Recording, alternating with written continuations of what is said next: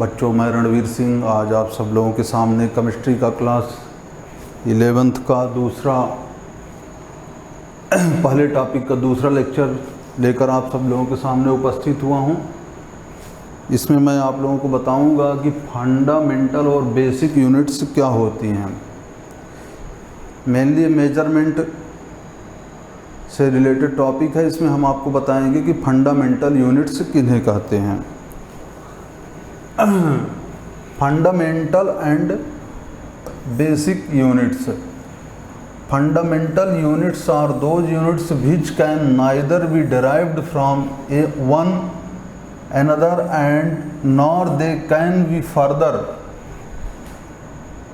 resolved into any other units. Fundamental units are those units which can neither be derived from one another nor they can be further resolved into any other units.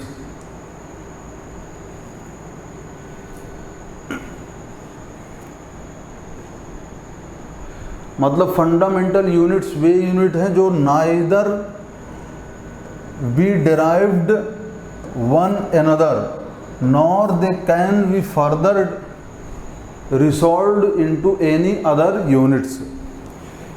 इसके अंतर्गत आप जान सकते हैं the quantities mass length time are called fundamental quantities and their unit known as fundamental units, which the growth of scientific knowledge, it was found that three fundamental units cannot described as physical quantities. For example, temperature cannot be related to any fundamental quantity. To solve this problem, some more units were suggested and were called basic units. They have more or less replaced the fundamental units. There are 7 basic units of measurement for quantities: length, mass, time, temperature, amount of substance, electric current and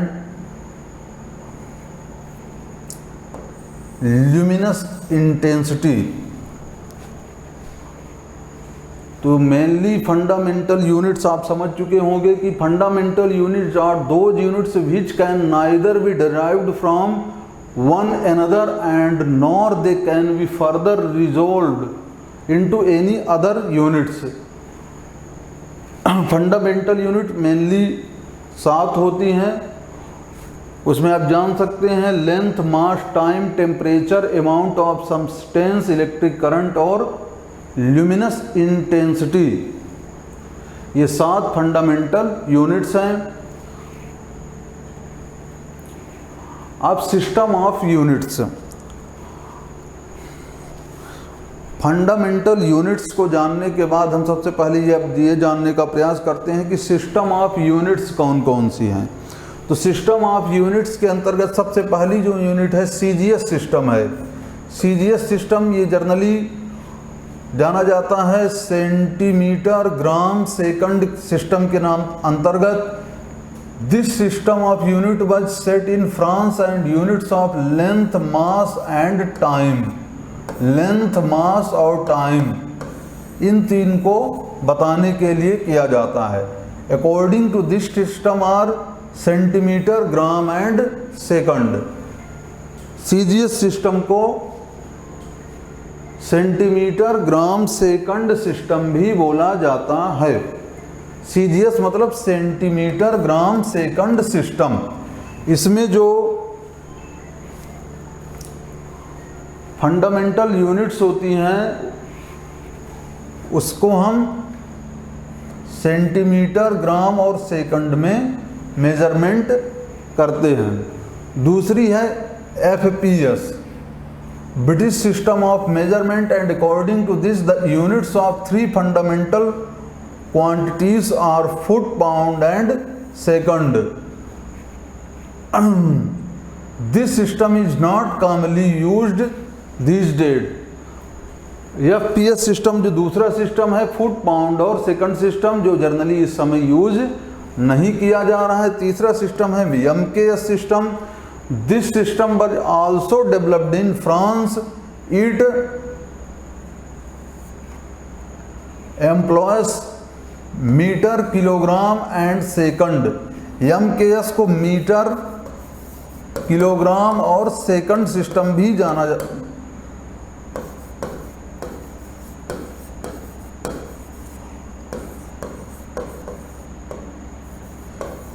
metre, kilogram और second system भी बोला जाता है। Length, mass and time it is also called metric system, इसे metric system भी बोलते हैं, MKS system. तो ये 3 मेन सिस्टम हो गए। इसके बाद चौथा सिस्टम जो है, जो सबसे ज़्यादा यूज किया जाता है, वो है SI system. SI system, this system of measurement is not most common system. This system of measurement is the most common system employed through the world. The Journal Conference of Weight and Measurement held in France 1960 में जो conference हुई थी France में, उसमें इस international system को, international unit system को लागू किया गया। It is SI system, it has given unit for all 7 basic quantities listed above, these are listed in table. ये जो सिस्टम था, इसमें जो सभी 7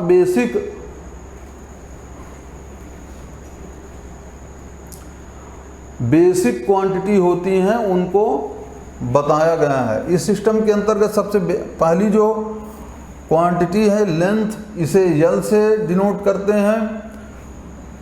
इसका SI यूनिट है मीटर और इसका सिंबल है M।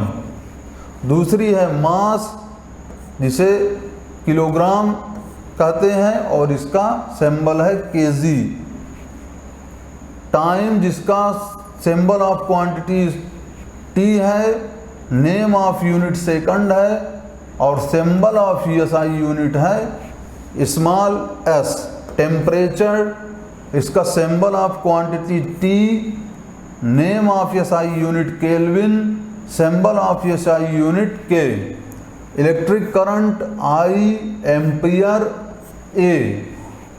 Luminous intensity I, small t और candela CD।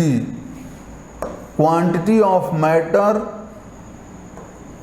Small n, mole. Luminous intensity I और फिर इसके नीचे कैपिटल T है। तो ये 7 बेसिक SI यूनिट्स हैं, इन्हीं को फंडामेंटल यूनिट्स बोला जाता है। फिर यही जो फंडामेंटल यूनिट्स होती हैं, बाद में इन फंडामेंटल यूनिट्स के द्वारा अन्य विभिन्न प्रकार की यूनिट्स को डिराइव्ड किया जाता है। तो ये 7 फंडामेंटल यूनिट्स हैं जिन्हें SI सिस्टम के अंतर्गत सन 1960 में फ्रांस में इस्टेब्लिश किया गया था। और यही मेन 7 SI सिस्टम हैं जो कि हर जगह यूज किए जाते हैं। तो इसके अंतर्गत लेंथ के लिए मीटर है, मास के लिए किलोग्राम है, टाइम के लिए सेकंड है, टेम्परेचर के लिए केल्विन है, इलेक्ट्रिक करंट के लिए एम्पियर है और लुमिनस इंटेंसिटी के लिए कैंडेला है और क्वांटिटी ऑफ मैटर के लिए मोल है। तो ये 7 बेसिक फंडामेंटल यूनिट्स हैं जिन्हें SI सिस्टम के द्वारा लागू किया गया है। अब आगे हम बात करते हैं मास एंड वेट। जैसा कि बच्चों जानते हैं कि आप मास और वेट में अंतर मैंने पहले भी बताया था, लेकिन आज फिर से बता रहा हूँ। Mass is the amount of matter in a particular object, weight is the effect of gravity on the object, because this implies that mass of an object always remain fixed while weight changes with the change in the location of the object because gravity changes accordingly. The chemical सबसे पहले आप जान सकते हैं कि mass is the amount of matter in a particular object. Mass क्या है? Amount of matter है एक पर्टिकुलर ऑब्जेक्ट का। और जबकि वेट क्या है? Weight is the effect of gravity on the object. किसी भी ऑब्जेक्ट के ऊपर जो इफेक्ट पड़ता है ग्रेविटी का, उसे वेट के रूप में जाना जाता है। W बराबर होता है m इंटू जी। मतलब इसमें मास इंटू ग्रेविटी को मल्टीप्लाई करने पर हमें वेट प्राप्त होता है। तो इसमें वेट के ऊपर जो होता है, वेट के ऊपर ग्रेविटी का असर पड़ता है। ग्रेविटी जैसे जैसे बढ़ती है घटती है, उसके आधार पर वेट कम या ज़्यादा होता है। जबकि मास हमेशा क्या होता है? फिक्स्ड होता है, always remain fixed. Mass of an object always remain fixed. Weight changes in the location of object. Object की लोकेशन के अनुसार वेट चेंज होता रहता है, जबकि मास किसी भी ऑब्जेक्ट का हमेशा फिक्स होता है। इसके बाद हम बात करते हैं वॉल्यूम की। वॉल्यूम क्या है? Volume means the space occupied by matter. It has the unit length cube. Length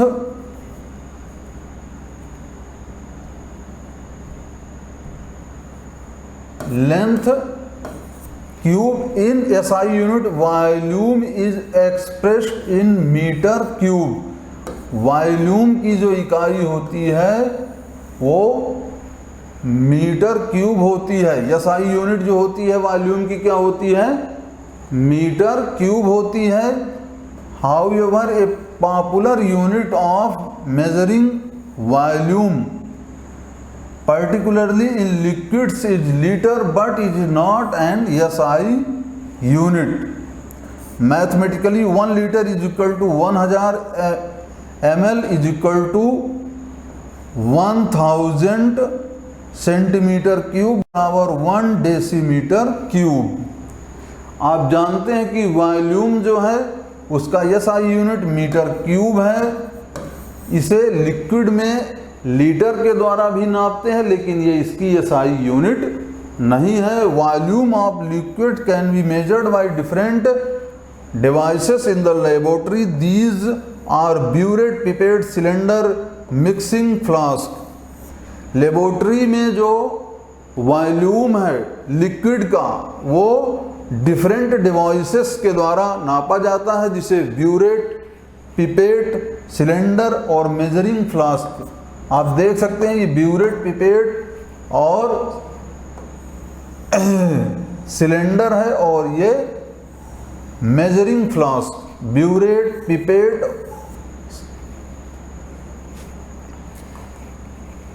cylinder और measuring flask. Some devices for measuring volume. Volume मतलब आयतन के मापन के लिए जो लेबोरेटरी में इंस्ट्रूमेंट इस्तेमाल किए जाते हैं उनमें से एक ब्यूरेट, पिपेट, सिलेंडर और मेजरिंग फ्लास्क होते हैं। The accuracy of measurement depend upon the least count of the measuring device. We shall discuss the same as litre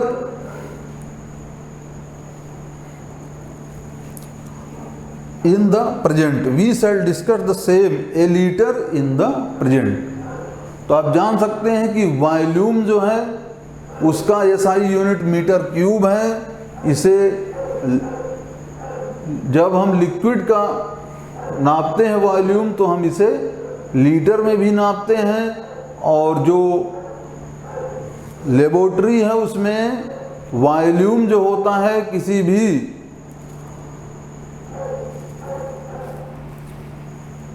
liquid का वो ब्यूरेट, पिपेट, सिलेंडर और मेजरिंग फ्लास्क के द्वारा मापा जाता है। तो इस तरह से आप वॉल्यूम के बारे में भी जान चुके हैं। तो आपने अभी तक जाना मास के बारे में। मास क्या होता है? मास फिक्स्ड होता है किसी भी ऑब्जेक्ट का, जबकि वेट फिक्स नहीं होता है, वेट ग्रेविटी के साथ चेंज होता है। जबकि दूसरी आपने जाना वॉल्यूम, वॉल्यूम की SI यूनिट मीटर क्यूब होती है, जबकि लिक्विड के लिए इसकी यूनिट जो होती है वो लीटर होती है, लेकिन ये SI यूनिट नहीं है। और जो किसी भी लिक्विड का जब हम लेबोरेटरी में वॉल्यूम पता करते हैं तो उसके लिए हम या तो ब्यूरेट का इस्तेमाल करते हैं, या पिपेट का, या सिलेंडर का, या मेजरिंग फ्लास्क का इस्तेमाल करते हैं। अब आगे हम बढ़ते हैं बच्चों अगली स्लाइड में। अब हम यहाँ पे बात करेंगे टेम्परेचर के बारे में। टेम्परेचर क्या है? Temperature we all known that temperature is generally recorded by the thermometer in which mercury is used. What about the scale of measuring in temperature? There are 3 scales in which temperature can be measured. These are known as Celsius scale, Kelvin scale and Fahrenheit scale. Temperature को नापने के लिए 3 scale इस्तेमाल किए जाते हैं, kelvin scale, Celsius scale और Fahrenheit scale. तो सबसे पहले हम बात करते हैं सेल्सियस टेम्परेचर स्केल की। It is not a part of SI system. Celsius scale जो है ये SI सिस्टम का भाग नहीं है। It is very popular in scientific studies. Scientific studies में सेल्सियस टेम्परेचर स्केल का इस्तेमाल किया जाता है। The scale has a range of 0 degree normal freezing point temperature of water to 273 kelvin 100 degree Celsius. Thus, the Celsius temperature were initially known as centigrade temperature. Celsius temperature को हम centigrade temperature के रूप में भी जानते हैं। इसमें 0 degree से लेकर के सेल्सियस में आप 0 डिग्री से लेकर के 100 डिग्री सेल्सियस तक के ताप का अध्ययन करते हैं। 0 डिग्री सेल्सियस जो कि नॉर्मल फ्रीजिंग पॉइंट होता है, और 100 डिग्री सेल्सियस जो नॉर्मल बॉइलिंग पॉइंट होता है किसी भी वाटर का। 0 डिग्री सेल्सियस जो नॉर्मल फ्रीजिंग पॉइंट होता है, और 100 डिग्री सेल्सियस जो नॉर्मल बॉइलिंग पॉइंट होता है। तो सेल्सियस स्कोर 0 डिग्री से लेकर के 100 डिग्री सेल्सियस तक होता है। अब इसके बाद हम बात करते हैं केल्विन स्केल की।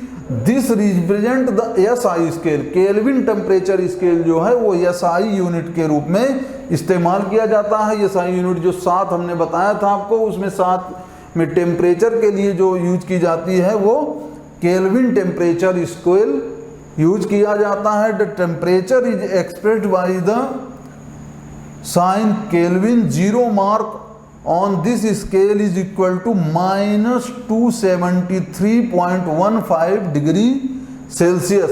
इसमें जो केल्विन में 0 डिग्री सेल्सियस होता है उसका मान जो होता है -200।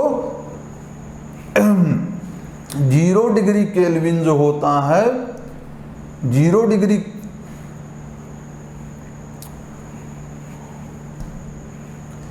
इसमें आप जान सकते हैं कि 0 mark of scale is equal to -273.15 degree Celsius on the Celsius scale. The temperature 0 Kelvin is this scale is referred as absolute zero.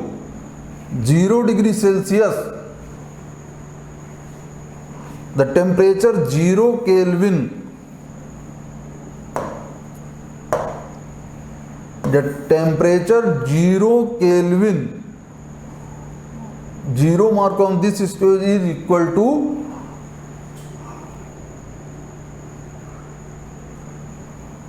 -273.15 degree Celsius on the Celsius scale. The temperature 0 Kelvin on this scale is referred to absolute zero.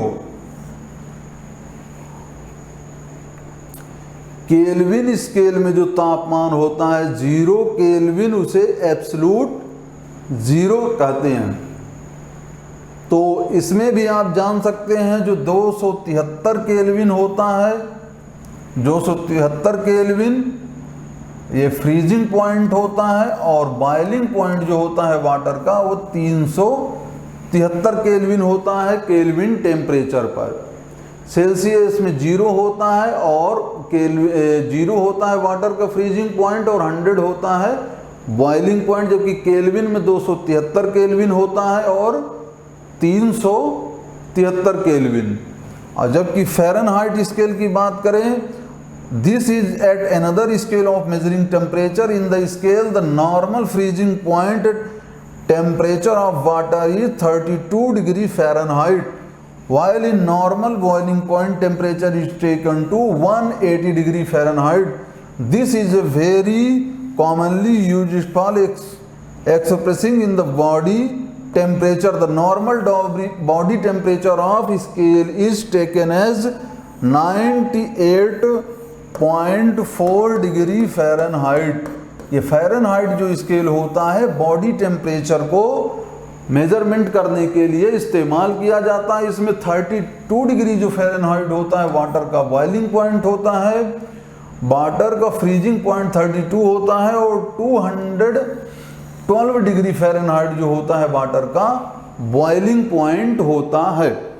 तो आपने जाना कि temperature के लिए 3 scale होते हैं, एक Celsius scale होता है, एक केल्विन स्केल होता है और एक फ़ारेनहाइट स्केल होता है। सेल्सियस स्केल 0 से 100 डिग्री सेल्सियस तक होता है। केल्विन स्केल जो होता है 273 केल्विन से 373 केल्विन तक होता है और फ़ारेनहाइट स्केल जो होता है 32 डिग्री फ़ारेनहाइट से लेकर के 212 डिग्री फ़ारेनहाइट तक होता है।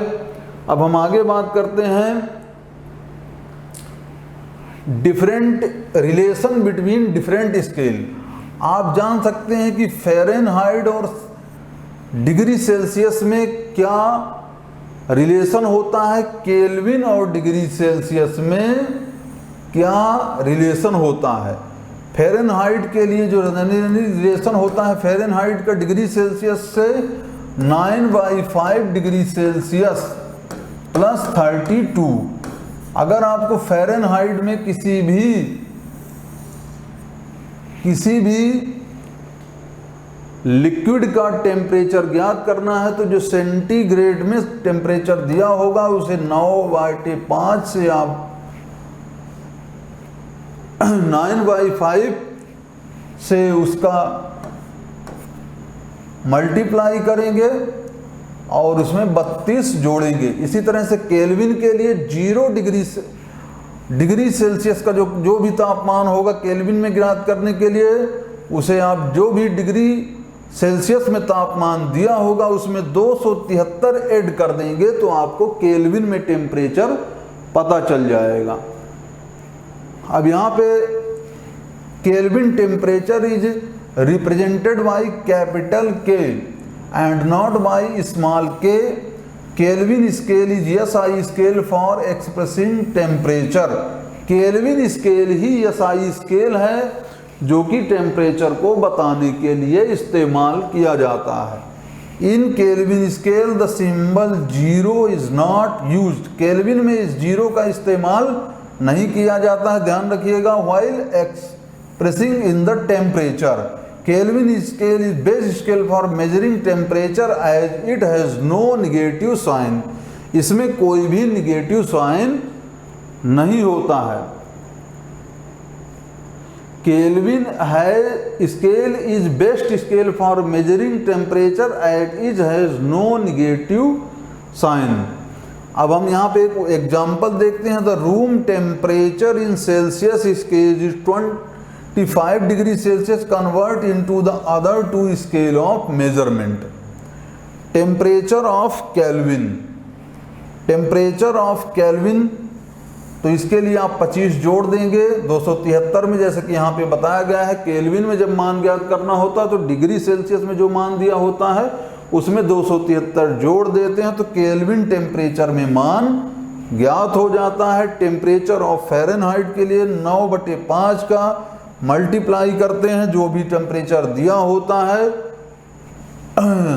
और उसमें 32 जोड़ते हैं तो फ़ारेनहाइट का मान प्राप्त हो जाता है। तो इस तरह से आप जान सकते हैं कि किस तरह से हम जो केल्विन में मान दिया है कि डिग्री सेल्सियस में मान दिया है तो हम केल्विन में प्राप्त कर सकते हैं और डिग्री सेल्सियस में मान दिया हुआ है तो फ़ारेनहाइट में प्राप्त कर सकते हैं। सबसे ज़्यादा यूज किया जाता है केल्विन स्केल, जिसमें आप किसी भी पदार्थ का जो टेम्परेचर ज्ञात करना चाहते हैं तो उसके लिए आपको 273 प्लस करना पड़ेगा डिग्री सेल्सियस में जो भी तापमान दिया होगा। 273 ऐड करेंगे डिग्री सेल्सियस के तापमान में तो केल्विन में तापमान प्राप्त हो जाएगा। जबकि फ़ारेनहाइट में प्राप्त करने के लिए आप 9/5 इंटू डिग्री सेल्सियस प्लस 32, ये दो फार्मूले हैं जिन्हें आपको ध्यान रखना पड़ेगा, तब आप आसानी के साथ इनमें कन्वर्जेंस कर सकते हैं। तो ये रिलेशन था डिग्री सेल्सियस, फ़ारेनहाइट और केल्विन में। तो केल्विन सबसे इंपॉर्टेंट है, तो इसमें आप डिग्री सेल्सियस में 273 जोड़ देंगे तो केल्विन में मान प्राप्त हो जाएगा। अब हम आगे बढ़ते हैं बच्चों, स्लाइड नंबर 9। इसमें सम इम्पॉर्टेंट डिराइव्ड यूनिट्स, आपने जाना कि 7 मेन यूनिट्स होती हैं जो कि आपको बताई गई हैं, जैसे कि लेंथ है, मास है, लेंथ है, मास है और 7 एसआई यूनिट्स आपको बताई गई।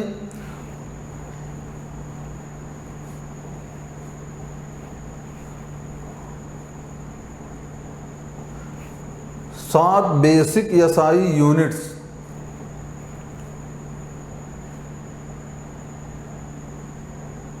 बताई गई। Length, mass, time, temperature, electric current, luminous intensity, quantity of matter, ये 7 बेसिक यूनिट्स हैं। फिर इन यूनिट्स के द्वारा हम कई अन्य प्रकार की इकाइयों का भी निर्माण करते हैं। तो इन 7 यूनिट से हम जो अन्य प्रकार की यूनिट्स का निर्माण करेंगे तो उसके लिए हम आपको बता रहे हैं कौन कौन सी हैं। जैसे कि मान लीजिए एरिया है, अब आपको एरिया की यूनिट ज्ञात करनी है तो एरिया का जो फार्मूला होता है वो लेंथ इंटू ब्रिड्थ होता है। लेंथ को मीटर में और ब्रिड्थ को भी मीटर में हम लिखते हैं। तो लेंथ और ब्रिड्थ का जब हम मल्टीप्लिकेशन करते हैं तो इसका जो यूनिट आती है वो मीटर स्क्वायर आती है। वॉल्यूम है, वॉल्यूम को लेंथ, ब्रिड्थ और हाइट के मल्टीप्लिकेशन करने पर बनती है। तो इसमें लेंथ के लिए यम, ब्रिड्थ के लिए यम और हाइट के लिए यम यूज करेंगे। तो तीनों का जब हम मल्टीप्लिकेशन करेंगे तो मीटर क्यूब प्राप्त होगा। वॉल्यूम की एसआई यूनिट मीटर क्यूब होती है।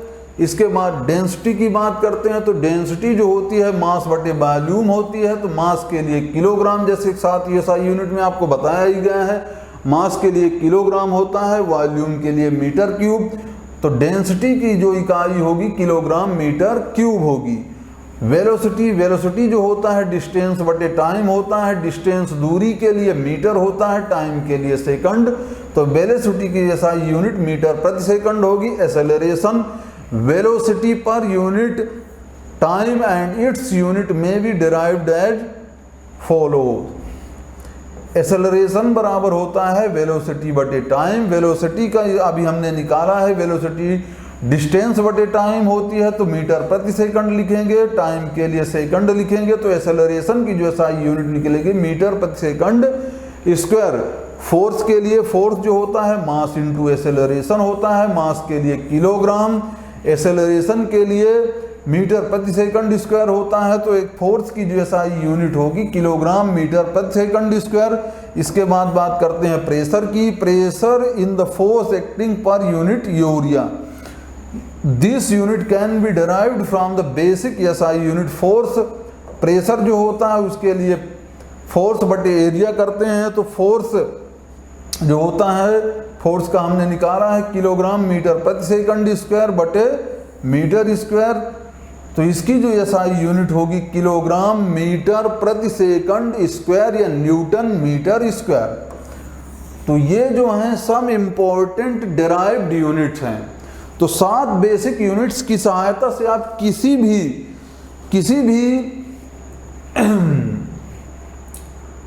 भी फिजिकल क्वांटिटीज जो होती हैं, area, volume, density, force, acceleration, किसी भी फिजिकल क्वांटिटी का आप एसआई यूनिट निकाल सकते हैं। 7 मेन जो यूनिट होती हैं जो कि जैसे कि मीटर है, किलोग्राम है, सेकंड है और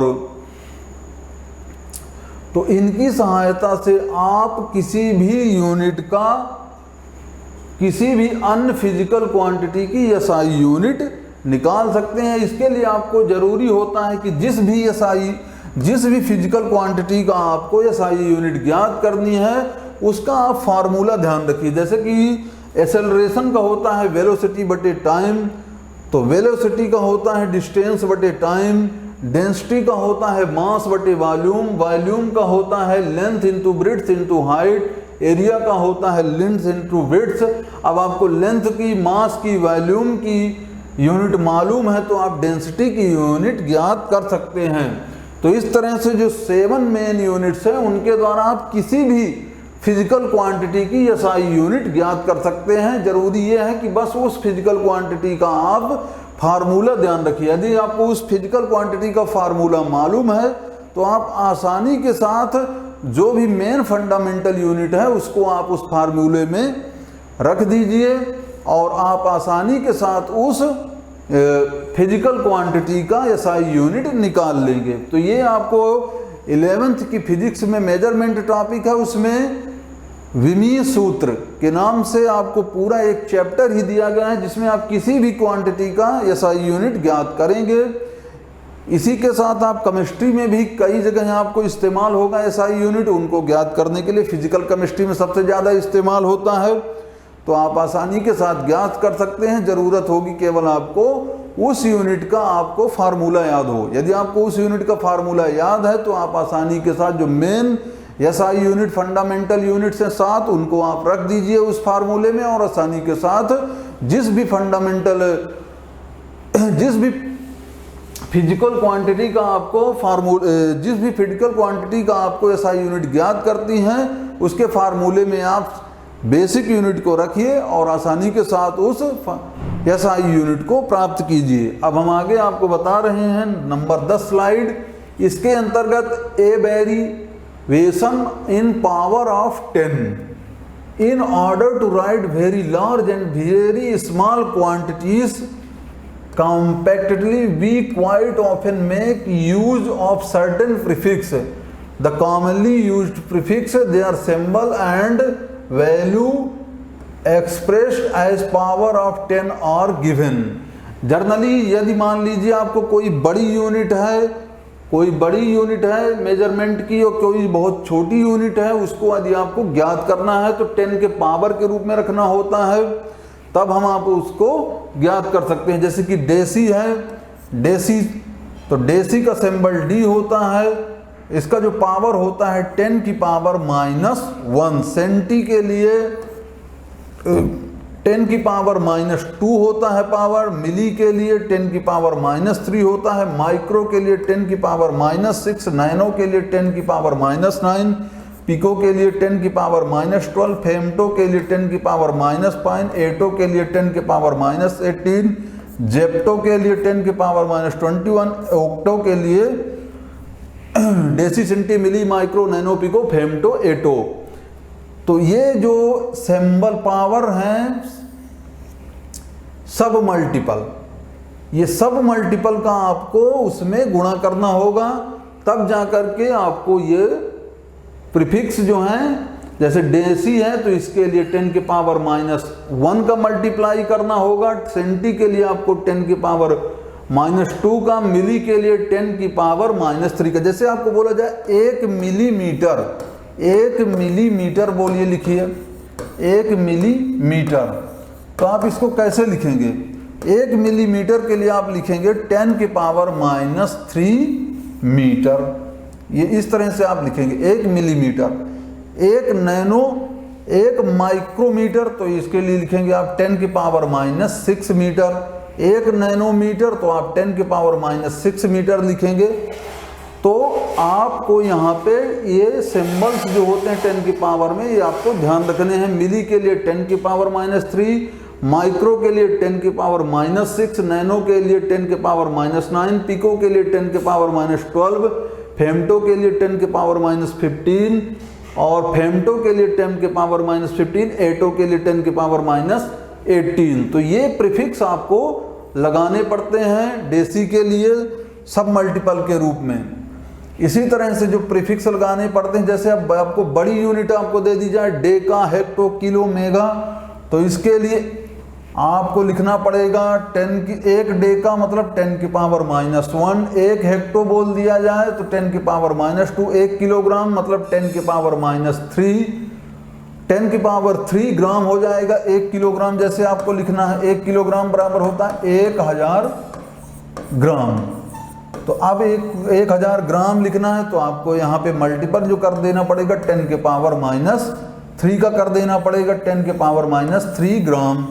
इसी तरह से आपको किलोग्राम, मेगा के लिए आपको 10 के पावर -6, जीगा के लिए 10 के पावर -9, टेरा के लिए 10 के पावर -12, पेटा के लिए 10 के पावर 15, एटा के लिए 10 के पावर -18, जेटा के लिए 10 के पावर 21, योटो के लिए 10 के पावर 24। तो इन मल्टीपल का आपको गुणा करना पड़ेगा।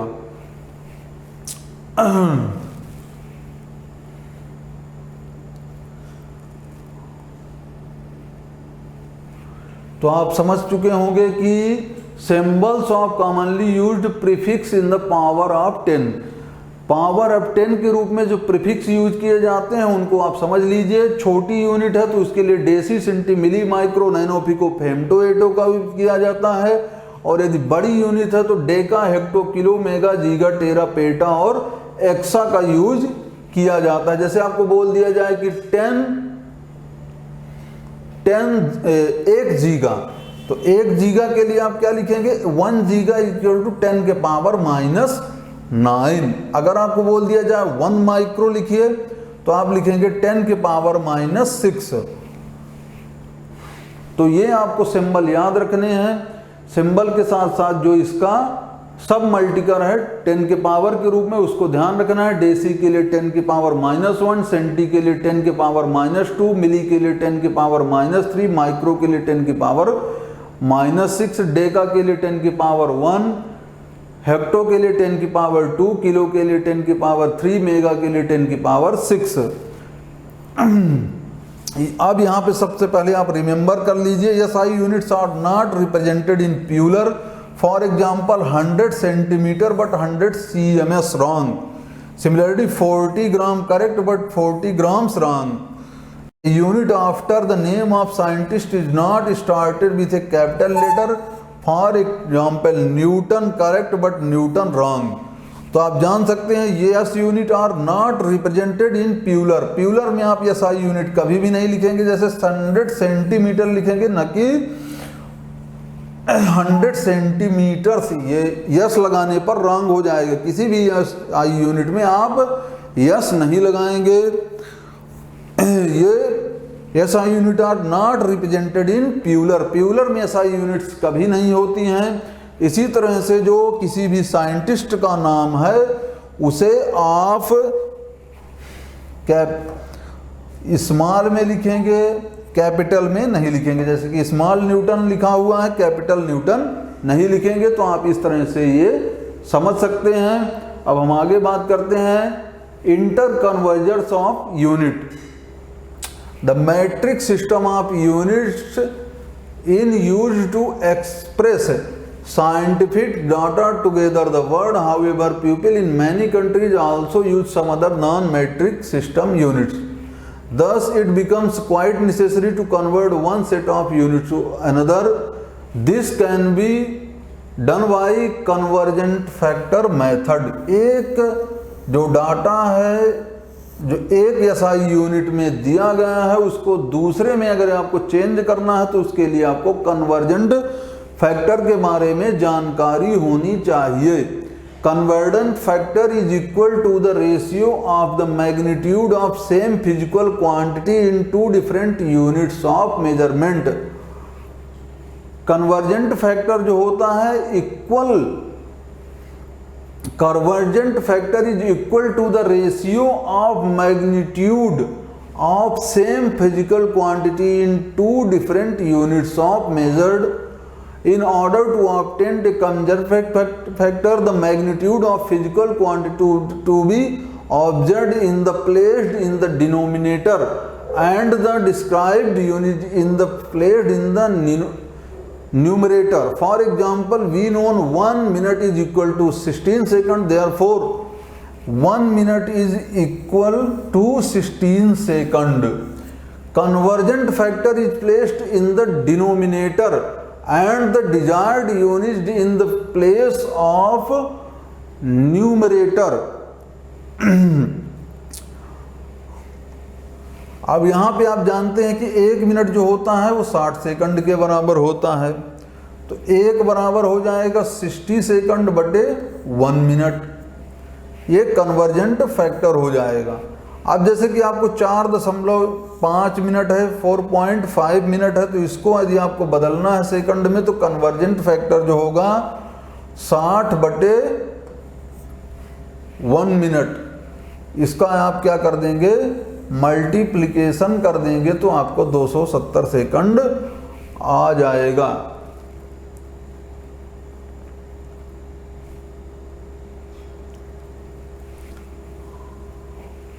अब यहाँ पे आप एक क्वेश्चन देख लीजिए, जैसे कि 2.6 मिनट्स इन सेकंड, जैसे कि 2.6 मिनट है, अब इसको आपको सेकंड में बदलना है.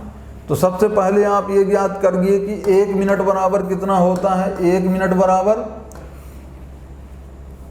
1 मिनट जो होता है वो 60 सेकंड के बराबर होता है.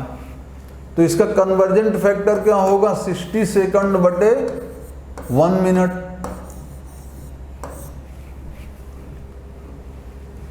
तो 2.6 मिनट के लिए आपको क्या करना पड़ेगा, 2.6 minute into convergent factor 16s बटे 1, तो 156 सेकंड. इसी तरह the wavelength of a beam of light is 5894 angstrom, express the value in the nanometre. 1 angstrom बराबर होता है 10 के पावर -10 मीटर के. तो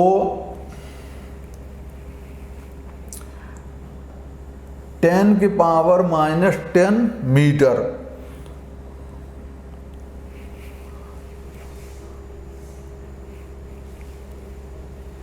और 1 मीटर जो होता है 10 के पावर -10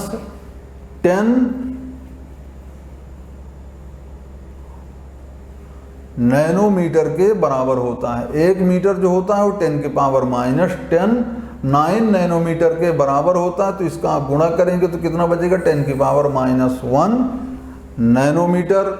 अब इसका कन्वर्जेंट फैक्टर हो जाएगा 10 के पावर -1 बटे 1 एंगस्ट्रॉम, इसका इससे गुणा करेंगे तो ये प्राप्त हो जाएगा. तो कन्वर्जेंट फैक्टर आपको समझ में आ गया होगा.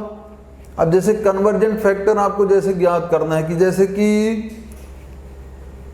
ये मान के चलिए कि 1 किलोग्राम बराबर होता है 1000 ग्राम के. तो इसके लिए कन्वर्जेंट फैक्टर क्या बनेगा, किलोग्राम बराबर क्या हो जाएगा, 1000 बटे 1. इसके लिए कन्वर्जेंट फैक्टर क्या हो जाएगा, 1000 बटे 1. तो इस तरह से आप कन्वर्जेंट फैक्टर को ज्ञात कर सकते हैं. जैसे कि मिनट है, 1 मिनट बराबर होता है 60 सेकंड. तो इसके लिए कन्वर्जेंट फैक्टर हो जाएगा 60 सेकंड बटे 1. कन्वर्जेंट फैक्टर को आप ज्ञात करने के लिए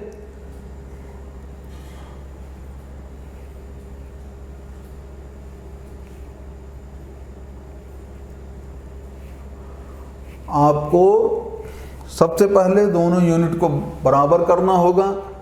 जैसे कि 1 मिनट बराबर 16 सेकंड, तो 1 बराबर कितना हो जाएगा, 60 बटे 1. तो इस तरह से आप कन्वर्जेंट फैक्टर के द्वारा आप किसी भी यूनिट को आपस में बदल सकते हैं. तो कन्वर्जेंट फैक्टर के लिए आप कुछ और क्वेश्चन करिए तो इससे आपको पूरा क्लियर हो जाएगा. इसके द्वारा आप किसी भी एक यूनिट को दूसरी यूनिट में बदल सकते हैं. कन्वर्जेंट फैक्टर के द्वारा आप किलोग्राम को ग्राम में बदलिए, चाहे मिनट को सेकंड में बदलिए, सेकंड को मिनट में बदलिए, ये बहुत ही आसानी के साथ हो जाएगा आपसे। तो इस तरह से अब आज का हम क्लास ख़त्म करते हैं।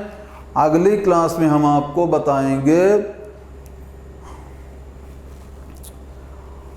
इसी तरह से हम अगली क्लास में जो आपको बताएंगे मेजरमेंट का दूसरा टॉपिक लेकर आएंगे, जिसमें हम आपको पूरी कैलकुलेशन बताएंगे कि किस तरह से केमिस्ट्री में कैलकुलेशन की जाती है, उसमें सिग्निफिकेंट नंबर क्या होता है, किस तरह से सिग्निफिकेंट नंबर निकालते हैं, कितने सिग्निफिकेंट नंबर का जो मल्टीप्लिकेशन किस तरह से करते हैं, एडिशन किस तरह से होता है। तो ये हम पूरी जानकारी हम आपको कल की क्लास में देंगे। तो आप हमारे चैनल को सब्सक्राइब कर लीजिए, ब्रिलियंट डिजिटल क्लासेस। इसमें हम आपको 11वीं और 12वीं का पूरा सिलेबस केमिस्ट्री का क्लियर करवाएंगे। तो आप जल्द से जल्द हमारे चैनल को सब्सक्राइब कर लीजिए, लाइक और शेयर करिए, ताकि हम ज़्यादा से ज़्यादा आपको वीडियो भेज सकें। धन्यवाद।